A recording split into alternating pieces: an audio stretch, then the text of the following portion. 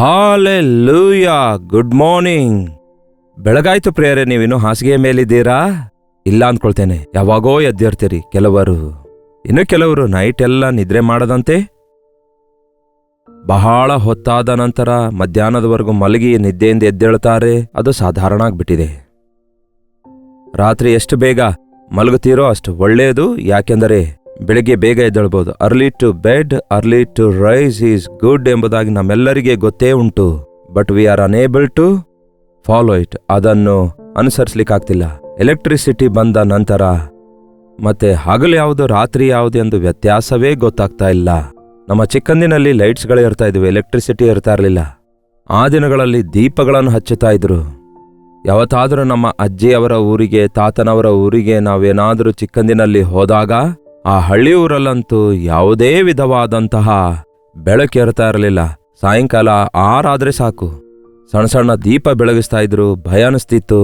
ಆ ಕಾರಣಕ್ಕಾಗಿ 6-7 ಗಂಟೆ ಅನ್ನೋಷ್ಟೊತ್ತಿಗೆ ನಾವು ರಾತ್ರಿ ಮಲಗೇ ಬಿಡ್ತಾ ಇದ್ದೆವು.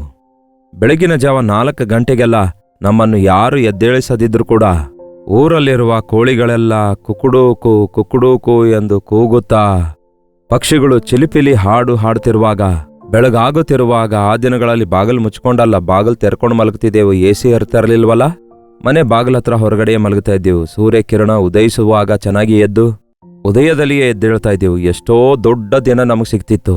ಬೆಳಗ್ಗೆ ಬೇಗ ಎದ್ದು ನೋಡಿ, ಲಾಂಗ್ ಡೇ ಇರುತ್ತೆ, ಹೆಚ್ಚು ಸಮಯ ಸಿಗುತ್ತೆ.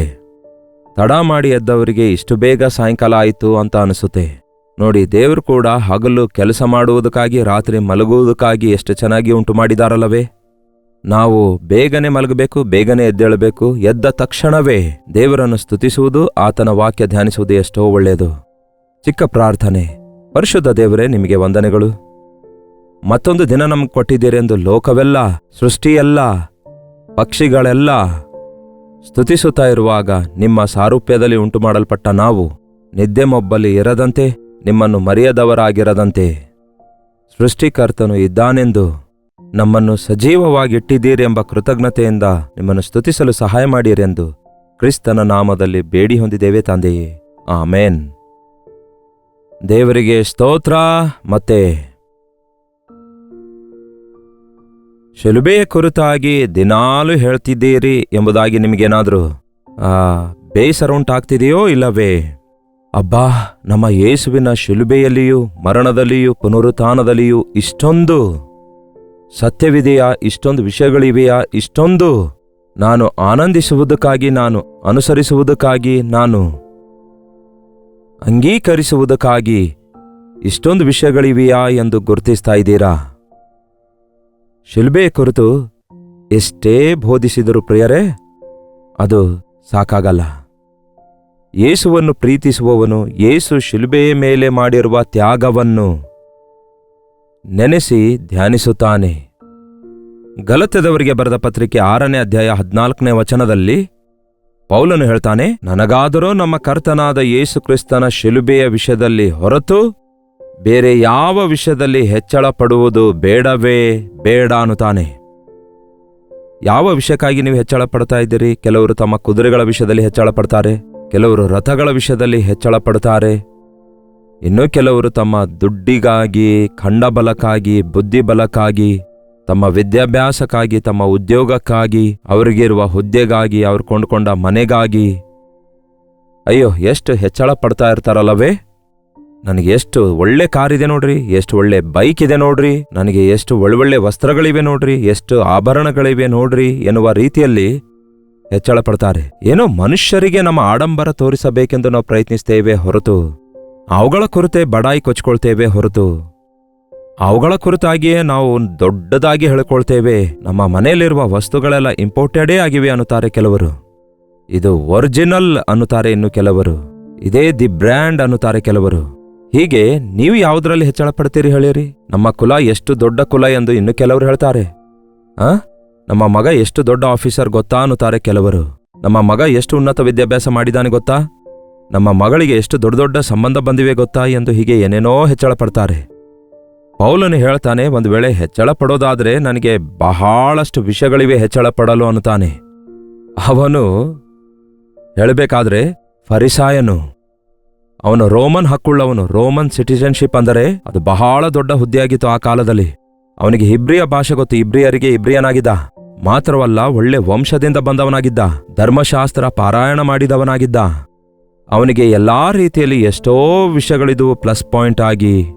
ಆದರೆ ಅವನು ಹೇಳ್ತಾ ಇದ್ದನು, ಯಾವುದೆಲ್ಲ ನನಗೆ ಲಾಭವಾಗಿವೆಯೋ ಅವುಗಳನ್ನು ನಷ್ಟವೆಂದು ಪರಿಗಣಿಸಿ ಹಿಂದಿನ ಸಂಗತಿಗಳನ್ನು ಮರೆತು ಮುಂದಿನವುಗಳಿಗಾಗಿ ಓಡುತ್ತಿದ್ದೇನೆ ಅನ್ನುತ್ತಾನೆ.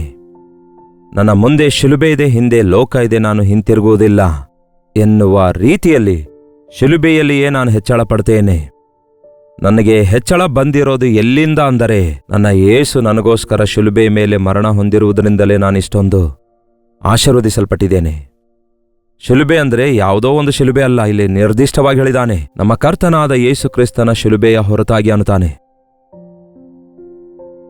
ಮೇಲಿಂದ ಮೇಲೆ ಹೇಳ್ತಿದ್ದೇನೆ, ಶಿಲುಬೆ ಅಂದರೆ ಚಿಹ್ನೆ ಅಲ್ಲ, ಶಿಲುಬೆಯಲ್ಲಿ ಮಾಡಿರುವ ಯಜ್ಞ, ಶಿಲುಬೆಯ ಮೇಲೆ ನಮ್ಮ ಯೇಸು ನಮಗಾಗಿ ಮಾಡಿರುವ ಪಾಪ ಪರಿಹಾರ, ಶಿಲುಬೆಯ ಮೇಲೆ ಆತನು ನಮಗೆ ತೋರಿಸಿರುವಂತಹ ಮಾದರಿ, ಶಿಲುಬೆಯ ಸಂದೇಶ, ಶಿಲುಬೆಯ ದಾರಿ, ಇವೆಲ್ಲ ನಮಗೆಷ್ಟೋ ಹೆಚ್ಚಳಪಡಿಸುತ್ತವೆ, ನಮ್ಮನ್ನು ಪ್ರತ್ಯೇಕಪಡಿಸ್ತವೆ, ನಮ್ಮನ್ನು ಪರಿಶುದ್ಧಗೊಳಿಸ್ತವೆ, ನಮ್ಮನ್ನು ಕ್ರಿಸ್ತನ ಪ್ರೀತಿಯಲ್ಲಿ ನಡೆಯುವಂತೆ ಮಾಡುತ್ತವೆ.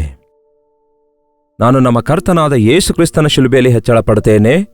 ಬೇರೆ ಯಾವುದರಲ್ಲಿ ಹೆಚ್ಚಳ ಪಡುವುದು ನನಗೆ ಬೇಡವೇ ಬೇಡ. ಆತನ ಮೂಲಕ ಲೋಕವು ಶಿಲುಬೆಗೆ ಹಾಕಿಸಿಕೊಂಡು ನನ್ನ ಪಾಲಿಗೆ ಸತ್ತಿತ್ತು, ನಾನು ಶಿಲುಬೆಗೆ ಹಾಕಿಸಿಕೊಂಡು ಲೋಕದ ಪಾಲಿಗೆ ಸತ್ತೇನು. ನನ್ನ ಕರ್ತನಾದ ಯೇಸು ಕ್ರಿಸ್ತನ ಶಿಲುಬೆ ನನಗೆ ಕಲಿಸಿರೋದೇನೆಂದ್ರೆ, ಆ ಶಿಲುಬೆಯಲ್ಲಿ ನಾನು ಸತ್ಯನು ಅಂದ್ರೆ ಆ ಶಿಲುಬೆಯ ಮೂಲಕ ಲೋಕಕ್ಕಾಗಿ ನಾನು, ನನಗಾಗಿ ಲೋಕ ಶಿಲುಬೆಗೆ ಹಾಕಲ್ಪಟ್ಟಿತು ಅಂದ್ರೆ ಇನ್ನು ಲೋಕಕ್ಕೂ ನನಗೂ ಸಂಬಂಧವೇ ಇಲ್ಲ. ಆ ಶಿಲುಬೆಯಲ್ಲಿ ನನಗೋಸ್ಕರ ಶಿಲುಬೆಯಲ್ಲಿ ಯೇಸು ಮಾಡಿರುವ ಯಜ್ಞದ ಮೂಲಕ ನನ್ನಲ್ಲಿರುವ ಲೋಕದ ಪಾಲಿಗೆ ನಾನು ಸತ್ತೆ. ಕೇಳಿ ಪ್ರಿಯರೇ, ಕೆಲವರು ಯೇಸು ಕ್ರಿಸ್ತನನ್ನು ನಂಬಿದ ನಂತರ ಪಾಪದಿಂದ ಬಿಡಿಸಲ್ಪಡುತ್ತಾರೆ. ಪಾಪ ಬಿಟ್ಟಿದ್ದೇವೆ ಅನ್ನುತ್ತಾರೆ, ದುರಭ್ಯಾಸ ಬಿಟ್ಟಿದ್ದೇವೆ ಅನ್ನುತ್ತಾರೆ, ಆ ನೀಚವಾದ ಮೋಸಕರವಾದ ಪಾಪಗಳನ್ನೆಲ್ಲ ಬಿಟ್ಟುಬಿಟ್ಟಿದ್ದೇವೆ ಅನ್ನುತ್ತಾರೆ. ಆದರೆ ಬಹಳಷ್ಟು ಜನರಲ್ಲಿ ಇನ್ನೂ ಲೋಕ ಇದೆ.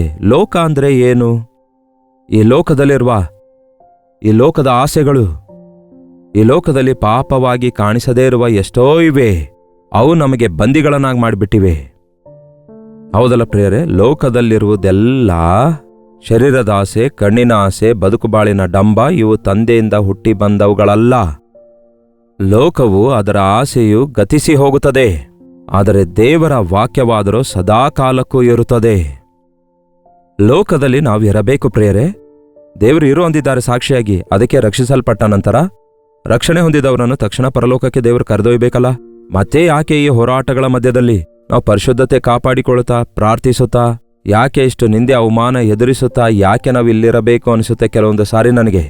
ಆದರೆ ಯೇಸುವಿನ ಪ್ರತಿನಿಧಿಗಳಾಗಿ ನಾವು ಈ ಲೋಕದಲ್ಲಿರಬೇಕು. ಯೇಸು ಮಾರ್ಪಡಿಸಿದವನು ಈ ರೀತಿಯಾಗಿರ್ತಾನೆ, ನೂತನ ಸೃಷ್ಟಿಯಾಗಿರುವವನು ಹೀಗಿರ್ತಾನೆ, ಯೇಸುವಿನ ರಕ್ತದಲ್ಲಿ ತೊಳೆಯಲ್ಪಟ್ಟವನು ಹೀಗಿರ್ತಾನೆ ಎಂದು ನಾವು ಬದುಕಿ ತೋರಿಸಬೇಕು.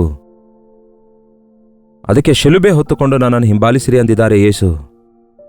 ಈ ಲೋಕದಿಂದಲೂ ಕೂಡ ನಮಗೆ ಬಿಡುಗಡೆ ಬೇಕು. ಲೋಕದ ಆಸೆಗಳು, ಶರೀರದ ಆಸೆಗಳು, ಭೂಮಿಯ ಮೇಲೆ ಆಸೆಗಳು, ವಸ್ತುಗಳ ಮೇಲೆ ಆಸೆಗಳು, ಲೋಕದಲ್ಲಿರುವಂತಹ ಎಲ್ಲ ಮನುಷ್ಯರನ್ನು ನಾವು ಸಂತೋಷಪಡಿಸಬೇಕೆಂಬ ಆಸೆ ಬಹಳ ಭಯಂಕರವಾಗಿರುತ್ತೆ. ಯಾವನೇ ಆಗಲಿ ದೇವರಿಗೂ ಹಣಕ್ಕೂ ದಾಸನಾಗಿರಲು ಸಾಧ್ಯವಿಲ್ಲ. ಲೋಕದಲ್ಲಿ ನಾವಿರಬೇಕು, ಆದರೆ ಲೋಕ ಮಾತ್ರ ನಮ್ಮೊಳಗಿರಬಾರದು. ದೋಣಿಯೊಳಗೆ ನೀರಿರಬೇಕು. ಹೌದಾ? ಇಲ್ಲ, ನೀರಿನೊಳಗೆ ದೋಣಿ ಇರಬಹುದು, ಆದರೆ ದೋಣಿಯೊಳಗೆ ನೀರಿರಬಾರದು. ದೋಣಿ ನೀರಿನ ಮೇಲೆ ಹೋಗುತ್ತೆ ಪ್ರಿಯರೇ, ಆದರೆ ಆ ನೀರು ದೋಣಿ ಒಳಗಡೆ ಬಂದ್ರೆ ಆ ದೋಣಿ ಮುಳುಗೋಗುತ್ತೆ. ನಾವು ಕೂಡ ಅಷ್ಟೇ. ನಾವು ಈ ಲೋಕದಲ್ಲಿದ್ರು ಕೂಡ ಈ ಲೋಕ ಮಾಲಿನ್ಯ ನಮಗೆ ಅಂಟಿಕೊಳ್ಳದಂತೆ ಕ್ರಿಸ್ತನ ರಕ್ತದಲ್ಲಿ ನಾವು ತೊಳೆಯಲ್ಪಟ್ಟವರಾಗಿ ಕವಚ ಹೊಂದಿದವರಾಗಿ ಇರಬೇಕು. ಪೌಲನು ಹೇಳ್ತಾನೆ, ಶಿಲುಬೆಯ ಮೂಲಕ ನಾನು ಲೋಕಕ್ಕೆ ಹಾಕಿಸಿಕೊಂಡವನಾಗಿ ಲೋಕದ ಪಾಲಿಗೆ ಸತ್ತೆನು. ಅಷ್ಟು ಮಾತ್ರವಲ್ಲ, ಇನ್ನು 5ನೇ ಅಧ್ಯಾಯದಲ್ಲಿ ನೋಡೋದಾದ್ರೆ 24ನೇ ವಚನ ಹೇಳುತ್ತೆ, ಕ್ರಿಸ್ತೇಸುವಿನವರು ತಮ್ಮ ಶರೀರ ಭಾವವನ್ನು ಅದರ ವಿಷಯಾಭಿಲಾಷೆ ಹಾಗೂ ಸ್ವೇಚ್ಛಾಭಿಲಾಷೆ ಸಹಿತ ಶಿಲುಬೆಗೆ ಹಾಕಿದವರು. ಕ್ರಿಸ್ತೇಸುವಿನವರು ಶರೀರ ಭಾವಗಳನ್ನು, ಅದರ ಇಚ್ಛೆಗಳನ್ನು, ಅದರ ದುರಾಸೆಗಳನ್ನು ಕೂಡ ಶಿಲುಬೆಗೆ ಹಾಕಿದ್ದಾರೆ. ಈ ಶಿಲುಬೆಗೆ ಹಾಕಲ್ಪಡುವುದು ಅಂದರೆ ಅರ್ಥವೇನೆಂದರೆ, ಶಿಲುಬೆಗೆ ಮೊಳೆಗಳಿಂದ ಹೊಡೆಯಲ್ಪಟ್ಟವರು ಮುಂದಕ್ಕೆ ಇಳಿದು ಬಂದು ತಮ್ಮಿಷ್ಟದಂತೆ ಮಾಡಲ್ಲ. ಶಿಲುಬೆಗೆ ಹಾಕಿದೆವು. ನಮ್ಮ ಶರೀರದ ಆಸೆ ಇಚ್ಛೆಗಳೆಲ್ಲ ಶಿಲುಬೆಗೆ ಹಾಕಿದ್ದೇವೆ. ನಮ್ಮಲ್ಲಿ ಕ್ರಿಸ್ತನಿದ್ದಾನೆ. ಅದನ್ನು ಇನ್ನೂ ಸ್ಪಷ್ಟವಾಗಿ ಪೌಲನು 2ನೇ ಅಧ್ಯಾಯದಲ್ಲಿ ಹೇಳ್ತಾನೆ ನೋಡಿ. ಕ್ರಿಸ್ತನೊಂದಿಗೆ ಶಿಲುಬೆಗೆ ಹಾಕಿಸಿಕೊಂಡವನಾಗಿದ್ದೇನೆ. ಇನ್ನು ಜೀವಿಸುವವನು ನಾನಲ್ಲ, ನಾನು ಕ್ರಿಸ್ತನೊಂದಿಗೆ ಶಿಲುಬೆಗೆ ಹಾಕಲ್ಪಟ್ಟವನಾಗಿದ್ದೇನೆ. ಇನ್ನು ಜೀವಿಸುವವನು ನಾನಲ್ಲ, ಕ್ರಿಸ್ತನೇ ನನ್ನಲ್ಲಿ ಜೀವಿಸುತ್ತಾನೆ. ಅಂದರೆ ಕ್ರಿಸ್ತನನ್ನು ಹೋಲುವ ಪ್ರಕಾರ ಜೀವಿಸುವಂಥದ್ದಾಗಿದೆ. ಹಳೆಯ ಆಸೆಗಳು, ಹಳೆಯ ದುರಾಸೆಗಳು, ಹಳೆಯ ಪಾಪದಾಲೋಚನೆಗಳು, ಪಾಪದ ಲೋಕದಾಸೆಗಳಿಂದ ಬಿಡಿಸಲ್ಪಟ್ಟು ಅವು ಶಿಲುಬೆಗೆ ಹಾಕಲ್ಪಟ್ಟವೆಂದು ಗ್ರಹಿಸಿ ಅದರ ಶಿಕ್ಷೆಯನ್ನು, ಶ್ರಮೆಯನ್ನು ಯೇಸು ಅನುಭವಿಸಿದ್ದಾರೆ ಎಂದು ನಂಬಿ, ಅವು ಶಿಲುಬೆಗೆ ಹಾಕಲ್ಪಟ್ಟಿವೆ ಎಂದು ನಂಬಿ, ನಮ್ಮಲ್ಲಿ ಆತನಿದ್ದಾನೆಂದು ತಿಳಿದು ನಾವು ಜೀವಿಸೋದು ಆತನಿಗಾಗಿ ಜೀವಿಸಬೇಕು. ಈಗ ಶರೀರದಲ್ಲಿ ನಾನು ಜೀವಿಸುವುದು ಹೇಗೆಂದರೆ, ನನ್ನನ್ನು ಪ್ರೀತಿಸಿ ನನಗೋಸ್ಕರ ತನ್ನನ್ನು ತಾನು ಒಪ್ಪಿಸಿಕೊಟ್ಟಿರುವ ದೇವಕುಮಾರನ ಮೇಲಣ ನಂಬಿಕೆಯಿಂದಲೇ ಜೀವಿಸುತ್ತೇನೆ ಅನ್ನುತ್ತಾನೆ. ನಾನು ಈಗ ಜೀವಿಸುವ ಜೀವಿತವು ನನ್ನನ್ನು ಪ್ರೀತಿಸಿ ನನಗೋಸ್ಕರ ತನ್ನನ್ನು ತಾನು ಒಪ್ಪಿಸಿಕೊಟ್ಟು ಶಿಲುಬೆಗೆ ಹಾಕಲ್ಪಟ್ಟಿರುವ ಯೇಸುವಿನಲ್ಲಿ, ದೇವಕುಮಾರನಲ್ಲಿ ನಂಬಿಕೆಯ ಮೂಲಕ ಜೀವಿಸುತ್ತೇನೆ ಅನ್ನುತ್ತಾನೆ. ನಾನೇನಾಗಿದ್ದೇನೋ ಅದು ದೇವರ ಕೃಪೆಯಿಂದಲೇ ಆಗಿದ್ದೇನೆ. ವಿಶ್ವಾಸಿ ನಂಬಿಕೆಯಿಂದಲೇ ನಡೆಯುತ್ತಾರೆ, ನೋಡುವುದರಿಂದಲ್ಲ, ನಂಬಿಕೆಯಿಂದಲೇ ನಡೆಯುತ್ತಾನೆ. ನನ್ನಲ್ಲಿ ಕ್ರಿಸ್ತನಿದ್ದಾನೆ, ನಾನು ಶಿಲುಬೆ ಮೇಲಿದ್ದೇನೆ. ಈ ಮಾತು ಯಾವತ್ತೂ ನೆನ್ಪಿಟ್ಕೊಳ್ಳಿ. ನನ್ನಿಷ್ಟ ಶಿಲುಬೆಗೆ ಹಾಕಿದ್ದೇನೆ, ಯೇಸುವಿನ ಇಷ್ಟ ನಾನು ನೆರವೇರಿಸ್ತೇನೆ. ನನ್ನ ಬಲಹೀನತೆ ಶಿಲುಬೆಯ ಮೇಲಿವೆ, ಆತನ ಬಲ ನನ್ನಲ್ಲಿದೆ. ನಾನು ಈ ಲೋಕದ ಆಕರ್ಷಣೆಗಳಿಗೆ ಸಂಪೂರ್ಣವಾಗಿ ಶಿಲುಬೆಗೆ ಹಾಕಲ್ಪಟ್ಟಿದ್ದೇನೆ. ನಾನು ಯೇಸುವಿನ ಪ್ರೀತಿಗೆ ಆಕರ್ಷಿತನಾಗಿ ಆತನಿಗೋಸ್ಕರ ಜೀವಿಸ್ತಿದ್ದೇನೆ, ಆತನ ಹಾಗೆ ಜೀವಿಸ್ತಿದ್ದೇನೆ.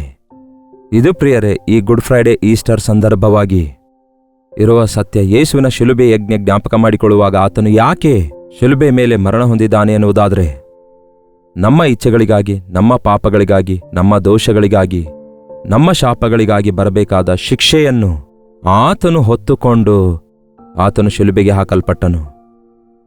ನಮ್ಮನ್ನು ಬೆಳೆಸುವುದಕ್ಕೋಸ್ಕರ, ನಮ್ಮನ್ನು ರಕ್ಷಿಸುವುದಕ್ಕೋಸ್ಕರ, ನಮಗೆ ಸ್ವೇಚ್ಛೆಯ ಜೀವಿತ ಕೊಡುವುದಕ್ಕೋಸ್ಕರ ಈ ಮಣ್ಣಿನ ಶರೀರದಿಂದ ನಮಗೆ ಬಿಡುಗಡೆ ಕೊಟ್ಟು ಮಹಿಮೆಯ ಶರೀರವನ್ನಾಗಿ ಮಾರ್ಪಡಿಸುವುದಕ್ಕೋಸ್ಕರವೇ. ಎಂತಹ ಶ್ರೇಷ್ಠ ದೇವರು ನಮಗಿದ್ದಾರೆ ಎಂಬುದನ್ನು, ಈ ಮರ್ಮವನ್ನು ನೀವು ಗ್ರಹಿಸಿಕೊಳ್ಳೋದಾದರೆ, ಈ ಸತ್ಯ ನೀವು ಗ್ರಹಿಸಿಕೊಳ್ಳೋದಾದರೆ, ಪ್ರತಿಯೊಬ್ಬನು ಕ್ರಿಸ್ತನಿಗೋಸ್ಕರ ಜೀವಿಸುವವನಾಗಿರ್ತಾನೆ. ಆದರೆ ಇನ್ನೂ ನಾವು ಯೇಸುವಿನವರೆಂದು ಹೇಳಿಕೊಳ್ಳುವ ಅನೇಕರು, ಕ್ರೈಸ್ತರೆಂದು ಹೇಳಿಕೊಳ್ಳುವ ಅನೇಕರು ಇನ್ನೂ ಅಂಥವರು ಶರೀರ ಇಚ್ಛೆಗಳಲ್ಲಿಯೇ ಜೀವಿಸ್ತಿದ್ದಾರೆ, ಅವರ ಇಷ್ಟಾನುಸಾರವಾಗಿ ಜೀವಿಸ್ತಿದ್ದಾರೆ, ದೇವರ ನಾಮಕ್ಕೆ ಅವಮಾನ ತರುವ ಹಾಗೆ ಜೀವಿಸ್ತಿದ್ದಾರೆ. ಕಾರಣ ಅವರು ಇನ್ನೂ ಶಿಲುಬೆಗೆ ಹಾಕಲ್ಪಟ್ಟಿಲ್ಲ. ಶಿಲುಬೆಗೆ ಹಾಕಲ್ಪಡುವುದು ಅಂದರೆ ನೀವು ನಿಮ್ಮ ಅಧೀನತೆಯಲ್ಲಿ ಇರೋದಿಲ್ಲ. ನಿಮ್ಮ ಪಾಪದ ಇಚ್ಛೆಗಳನ್ನು, ನಿಮ್ಮ ಶರೀರ ಇಚ್ಛೆಗಳನ್ನು ಜಜ್ಜಿ ಹಾಕಿಕೊಳ್ತೀರಿ. ಅದಕ್ಕೆ ಪೌಲನು ಹೇಳ್ತಾನೆ, ಇತರರಿಗೆ ಬೋಧಿಸಿದ ನಂತರ ನಾನೇ ಎಲ್ಲಿ ಭ್ರಷ್ಟನಾಗ್ತೇನೋ ಎಂದು ನೆನೆಸಿ ನನ್ನನ್ನು ನಾನು ಜಜ್ಜಿಕೊಳ್ತಿದ್ದೇನೆ ಅನ್ನುತ್ತಾನೆ. ಅನುದಿನವೂ ನಾವು ಶಿಲುಬೆಯ ಮುಂದೆ ಒಂದು ವೇಳೆ ಮೊಳಕಾಲೂರುವುದಾದರೆ, ಮತ್ತೆ ಮರದ ಶಿಲುಬೆ, ಗೊಂಬೆ ಶಿಲುಬೆ ಮುಂದೆ ಮೊಳಕಾಲೂರಿರಿ ಎಂದು ಹೇಳ್ತಿಲ್ಲ, ಯೇಸುವಿನ ಸನ್ನಿಧಿಯಲ್ಲಿ ಮೊಳಕಾಲೂರಿ, ದೇವರೇ, ನನ್ನ ಜೀವಿತದಲ್ಲಿ ಒಳ್ಳೆಯದಂತ ಏನಿದೆ ಅದು ಏನಾದರೂ ಇರೋದಾದರೆ ನಿಮ್ಮದೇ. ನನ್ನೊಳಗೆ ಉಕ್ಕಿ ಬರುತ್ತಿರುವಂತಹ ಪಾಪದ ಆಸೆಗಳು, ಕೋರಿಕೆಗಳು ನನಗೋಸ್ಕರ ಶಿಲುಬೆಗೆ ಹಾಕಲ್ಪಟ್ಟಿರುವ ನೀವೇ ಅವೆಲ್ಲ ಅನುಭವಿಸಿದ್ದೀರಿ ಎಂದು ನಂಬುತ್ತಿದ್ದೇನೆ. ನನಗೆ ಜಯ ದಯಪಾಲಿಸಿರಿ. ಹೌದು, ಯೇಸು ನಮ್ಮ ಪಾಪ ಭಾರ ಹೊತ್ತಿದ್ದಾರೆ, ಇನ್ನೂ ಹೊರುತ್ತಲೇ ಇದ್ದಾರೆ. ಆತನು ನಮ್ಮನ್ನು ಪ್ರತಿ ಪಾಪದಿಂದ ಪರಿಶುದ್ಧಗೊಳಿಸಿ ಈ ಲೋಕದಲ್ಲಿ ಯೇಸುವಿಗೆ ನಾವು ಸಾಕ್ಷಿಗಳಾಗಿರಿ ಬದುಕಬೇಕೆಂದು ಕೋರುತ್ತಿದ್ದಾರೆ. ಅದಕ್ಕಾಗಿ ಇಂದಿನಿಂದ ನೆನ್ಪಿಟ್ಕೊಳ್ಳಿರಿ, ನೀವು ನಿಮ್ಮ ಸ್ವಂತ ಸೊತ್ತಲ್ಲ, ನೀವು ಕ್ರಯಕ್ಕೆ ಕೊಂಡುಕೊಳ್ಳಲ್ಪಟ್ಟವರಾಗಿದ್ದೀರಿ. ನಮ್ಮನ್ನು ಈ ಲೋಕ ಆಕರ್ಷಿಸಬಾರದು, ನಾವು ಈ ಲೋಕಕ್ಕೆ ಒಳಗಾಗಬಾರದು. ನಮ್ಮ ಬದುಕು ಈ ಲೋಕಕ್ಕೋಸ್ಕರವಲ್ಲ, ಕ್ರಿಸ್ತನಿಗೋಸ್ಕರವಾಗಿದೆ ಎಂದು ಸಮರ್ಪಿಸಿಕೊಳ್ಳಿರಿ. ಜಯ ಜೀವಿತ ಯೇಸು ಕೊಡುತ್ತಾರೆ. ಪರಿಶುದ್ಧರಾಗಿ ಜೀವಿಸಿ ಪರಲೋಕ ಸೇರುವುದಕ್ಕಾಗಿ ಯೇಸುವಿನ ನಾಮದಲ್ಲಿ ನಮ್ಮೆಲ್ಲರಿಗೆ ಅವಕಾಶ ಇದೆ. ಪ್ರಾರ್ಥನೆ. ಪರಿಶುದ್ಧ ದೇವರೇ, ಪ್ರೀತಿಯುಳ್ಳ ತಂದೆಯೇ, ಲೋಕದಲ್ಲಿರುವ ಕಾರ್ಯಗಳಿಗಾಗಿಯೇ ನಾವು ಹೆಚ್ಚಳ ಪಡುವವರಾಗಿರದೆ ಲೋಕವು ಅದರ ಆಸೆಯು ಗತಿಸಿ ಹೋಗುತ್ತದೆ ಎಂದು ತಿಳಿದು ಕ್ರಿಸ್ತನಲ್ಲಿಯೇ ಹೆಚ್ಚಳ ಪಡುವವರಾಗಿ ನಾನೇನಾಗಿದ್ದೇನೋ ಅದು ದೇವರ ಕೃಪೆಯಿಂದಲೇ ಆಗಿದ್ದೇನೆ ಎಂದು ಸಮಸ್ತ ಘನತೆ ಮಹಿಮೆ ನಿಮಗೆ ಸಲ್ಲಿಸುವ ಹಾಗೆ ಸಹಾಯ ಮಾಡಿರಿ. ಈ ಲೋಕಕ್ಕಾಗಿ ನಾವು ಶಿಲುಬೆಗೆ ಹಾಕಲ್ಪಡುವ ಹಾಗೆ, ಈ ಲೋಕ ನಮ್ಮನ್ನು ಮುಟ್ಟಲಾರದ ಹಾಗೆ ನಮ್ಮೆಲ್ಲರ ಹೃದಯದೊಳಗೆ ನಿಮ್ಮ ಸನ್ನಿಧಿ ಅನುಭವಿಸುವಂತೆ ಸಹಾಯ ಮಾಡಿರಿ. ನಮ್ಮ ಶರೀರದಲ್ಲಿ ಉದ್ವೇಗಗೊಳಿಸುವ ಶರೀರ ಇಚ್ಛೆಗಳನ್ನೆಲ್ಲ, ಈ ಲೋಕ ಆಸೆಗಳನ್ನೆಲ್ಲ, ಪಾಪದ ಬೀಜವನ್ನೆಲ್ಲ ತೊಲಗಿಸಿ ನಮ್ಮನ್ನು ಬಿಡಿಸಿ ಈ ಲೋಕಕ್ಕೆ ಬಂದು ನಮ್ಮ ಶಾಪವೆಲ್ಲ ನೀವೇ ಹೊತ್ತುಕೊಂಡಿದ್ದೀರೆಂದು ಎಷ್ಟೇ ಸಾರಿ ನಾವು ಕೇಳಿದ್ರು ಮನಸಾರೆ ಇದನ್ನು ನಂಬುವ ಹಾಗೆ, ಪವಿತ್ರಾತ್ಮನ ಕಾರ್ಯ ನಡೆಯುವುದನ್ನು ನೋಡುವ ಹಾಗೆ ಸಹಾಯ ಮಾಡಿರಿ. ನನಗಾದರೂ ಬದುಕುವುದೆಂದರೆ ಕ್ರಿಸ್ತನೇ, ಸಾಯುವುದೆಂದರೆ ಲಾಭ ಎನ್ನುವಂತೆ ಪ್ರತಿದಿನ ಪ್ರತಿಕ್ಷಣ ಕ್ರಿಸ್ತನ ಮಕ್ಕಳಾಗಿ ಬದುಕಲು ಸಹಾಯ ಮಾಡಿರಿ ಎಂದು ಕ್ರಿಸ್ತನ ನಾಮದಲ್ಲಿ ಬೇಡುತ್ತೇವೆ ತಂದೆಯೇ, ಆಮೇನ್. ನಮ್ಮ ತಂದೆಯಾದ ದೇವರ ಪ್ರೀತಿಯು, ಮಗನಾಗಿರುವ ಕ್ರಿಸ್ತನ ಕೃಪೆಯು, ಆದರಣೆಕರ್ತನಾದ ಪವಿತ್ರಾತ್ಮನ ಸಹವಾಸವು ಕೂಡಿ ಬಂದಿರುವ ನಮ್ಮೆಲ್ಲರ ಸಂಗಡ ಇಂದಿಗೂ ಸದಾಕಾಲಕ್ಕೂ ನೆಲೆಯಾಗಿರಲಿ. ಆಮೇನ್. ದೇವರಿಗೆ ಸ್ತೋತ್ರ. ನಿಮ್ಮ ಪ್ರಾರ್ಥನಾ ಮನವಿಗಳನ್ನೆಲ್ಲ ಮೇಲಿಂದ ಮೇಲೆ ಹೇಳ್ತಿದ್ದೇನಲ್ಲವೇ? ಕೆಳಗೆ ಆ ನಂಬರ್ ಕೊಡಲ್ಪಡ್ತಿದೆ. 8939731313 ನಂಬರ್ಗೆ, ಹಾಗೂ ಇತರ ದೇಶದಿಂದ ನೀವು ಒಂದು ವೇಳೆ ವೀಕ್ಷಿಸುತ್ತಾ ಇರುವುದಾದರೆ ಕೊಡಲ್ಪಟ್ಟ ಇದೇ ನಂಬರ್ಗೆ ಒಂದು ಟೆಕ್ಸ್ಟ್ ಆಗಲಿ, ವಾಯ್ಸ್ ಮೆಸೇಜ್ ಮುಖಾಂತರ ವಾಟ್ಸಪ್ ಕಳಿಸಿಕೊಡಿರಿ. ನಿಮ್ಮೆಲ್ಲರ ಪ್ರಾರ್ಥನಾ ಮನವಿಗಳಿಗಾಗಿ ನಾವೆಲ್ಲರೂ ಸೇರಿ ಪ್ರಾರ್ಥಿಸ್ತಿದ್ದೇವೆ. ನೀವು ಕೂಡ ಪ್ರಾರ್ಥಿಸಿರಿ. ತಪ್ಪದೇ ದೇವರು ಅದ್ಭುತ ಮಾಡ್ತಾರೆ, ಅದ್ಭುತವಾದ ಉತ್ತರ ನಿಮಗೆ ಅನುಗ್ರಹಿಸ್ತಾರೆ. Doctor Jayapal Kannada YouTube channel subscribe ಮಾಡಿಕೊಳ್ಳಿರಿ, ಲೈಕ್ ಮಾಡಿ, ಶೇರ್ ಮಾಡುವುದನ್ನು ಮರಿಬೇಡಿ. ಕರ್ತನ ಚಿತ್ತವಿರುವುದಾದರೆ ಮತ್ತೆ ನಾಳೆ ಇದೇ ಅನುದಿನದ ಧ್ಯಾನ ಎಂಬ ಕಾರ್ಯಕ್ರಮದಲ್ಲಿ ಮತ್ತೆ ಭೇಟಿಯಾಗೋಣ. ಅಲ್ಲಿವರೆಗೂ ದೇವರ ಮಹಾಕೃಪೆ ನಿಮ್ಮೆಲ್ಲರೊಂದಿಗಿರಲಿ. ಹಾಲೆಲೂಯಾ. ನ್ಯೂ ಡೆಲ್ಲಿ ಹಾಗೂ ಡೆಲ್ಲಿಯ ಸುತ್ತಮುತ್ತಲಿರುವಂತಹವರೆಲ್ಲರಿಗೆ ಶುಭವಾರ್ತೆ. ಕರ್ತನ ಚಿತ್ತವಿರೋದಾದ್ರೆ ಈ ಮಾರ್ಚ್ 26ರಂದು ಅದು ಹಾಲಿಡೇ ಆಗಿರೋದ್ರಿಂದ ಒಂದು ವಿಶೇಷವಾದ ಒನ್ ಡೇ ಗೆಟ್ ಟುಗೆದರ್ ಅನ್ನು ನಿಮಗೋಸ್ಕರ ಡೆಲ್ಲಿಯಲ್ಲಿ ಏರ್ಪಡಿಸಿದ್ದೇವೆ. ನೀವು ತೆಲುಗು, ಕನ್ನಡ, ಹಿಂದಿ ಅಥವಾ ಮತ್ತಿತರ ಭಾಷೆಗೆ ಸಂಬಂಧಪಟ್ಟವರಾಗಿದ್ರು ಬನ್ನಿರಿ. ಸೋಷಿಯಲ್ ಮೀಡಿಯಾದ ಮೂಲಕ, ಟೆಲಿವಿಷನ್ ಕಾರ್ಯಕ್ರಮದ ಮೂಲಕ ದೇವರ ವಾಕ್ಯ ಕೇಳುತ್ತಿರುವ ನಿಮ್ಮನ್ನು ಆಧ್ಯಾತ್ಮಿಕವಾಗಿ ಬಲಗೊಳಿಸಬೇಕೆಂದು, ನಿಮಗೋಸ್ಕರ ಪ್ರಾರ್ಥಿಸಬೇಕೆಂದು, ಮುಖಾಮುಖಿಯಾಗಿ ನಿಮ್ಮೆಲ್ಲರನ್ನು ನೋಡಿ ನಿಮ್ಮೆಲ್ಲರಿಗೋಸ್ಕರ ವಿಶೇಷವಾಗಿ ಪ್ರಾರ್ಥಿಸಬೇಕೆಂದು, ಪರೀಕ್ಷೆ ಬರೆಯುವವರಿಗೋಸ್ಕರ ಪ್ರಾರ್ಥಿಸಬೇಕೆಂದು ಡೆಲ್ಲಿಗೆ ಬರ್ತಿದ್ದೇವೆ. ಮಾರ್ಚ್ 26ರಂದು ಮಧ್ಯಾಹ್ನ 2ರಿಂದ 5 ಗಂಟೆವರೆಗೂ ಮತ್ತು ಸಂಜೆ 6ರಿಂದ ರಾತ್ರಿ 9 ಗಂಟೆವರೆಗೂ 2 ಸೆಷನ್ಗಳನ್ನು ಈ ಒನ್ ಡೇ ಗೆಟ್ ಟುಗೆದರ್ನಲ್ಲಿ ನಡೆಸಲಾಗುತ್ತೆ. YWCA Constantia hall, gate number 1, Gurudwara Bangla Sahib, Ashok road, New Delhi. ಇನ್ನು ನಿಮಗೆ ಹೆಚ್ಚಿನ ವಿವರಗಳು ಬೇಕಾದರೆ ಕೊಡಲ್ಪಟ್ಟ QR ಕೋಡ್ ಅನ್ನು ಸ್ಕ್ಯಾನ್ ಮಾಡಿಕೊಳ್ಳಿರಿ. ಇಲ್ಲವಾದರೆ 8939393939 ನಂಬರ್ಗೆ ಕರೆ ಮಾಡಿರಿ ಅಥವಾ ವಾಟ್ಸಪ್ ಕಳಿಸಿರಿ. ನೀವೆಲ್ಲರೂ ತಪ್ಪದೇ ಬರ್ತೀರಿ ಎಂದು ಕರ್ತನ ಸನ್ನಿಧಿಯಲ್ಲಿ ನಿಮ್ಮೆಲ್ಲರೊಂದಿಗೆ ದೇವರ ವಾಕ್ಯ ಧ್ಯಾನಿಸಿ ಆತನನ್ನು ಹಾಡಿ ಸ್ತುತಿಸಲು, ಮತ್ತಷ್ಟು ಮುಖ್ಯವಾಗಿ ಮುಖಾಮುಖಿಯಾಗಿ ನಿಮ್ಮೆಲ್ಲರನ್ನು ನೋಡಿ ಪ್ರಾರ್ಥಿಸಲು ಆಶಿಸುತ್ತಿದ್ದೇನೆ. ಬನ್ನಿರಿ, ದೇವರ ಸನ್ನಿಧಿಯಲ್ಲಿ ದೇವರ ಬಿಡುಗಡೆಯನ್ನು ಅನುಭವಿಸೋಣ.